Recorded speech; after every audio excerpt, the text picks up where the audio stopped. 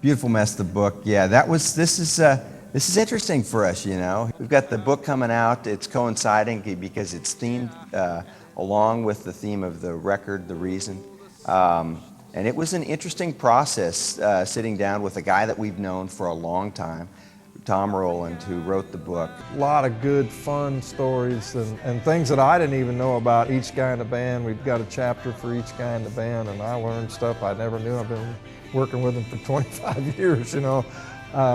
So it was a fun process to watch how all that came together. And the photos too, they're good. Photos yeah. are great, man. We got straight out of the Mullet days, got some of that good stuff, a lot of kids' photos. And Gene was one of my bluegrass heroes when I was growing up, my partner Gene Johnson. And in this book, you know, I got to relive some of the old bluegrass stuff that, you know, I definitely was a album owner of J.D. Crowe and the New South, and Gene was in that band with Keith Whitley, you know, who I was also a huge fan of. And to read in our book together that, wow, hey, this is actually a guy, and these were just players and musicians having fun and stuff like that. It was a little more humanizing for me, for sure.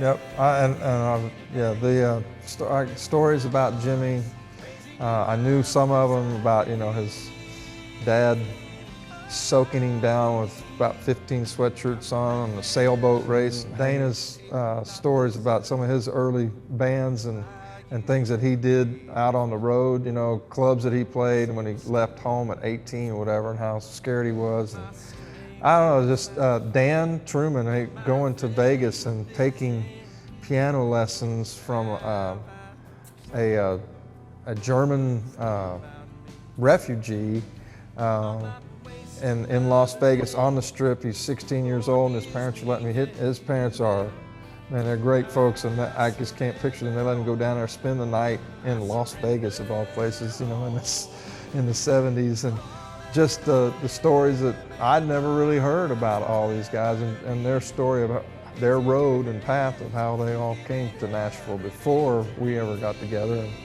And that was very interesting to me. Once again, I just hope ultimately that the book communicates the spirit of hope that we have and that God has given us through our experiences, and it goes right along with the CD. And I'm just thankful that we were able to get all that together, and Tom was willing to do it. And I think it should be an interesting project for folks to pick up.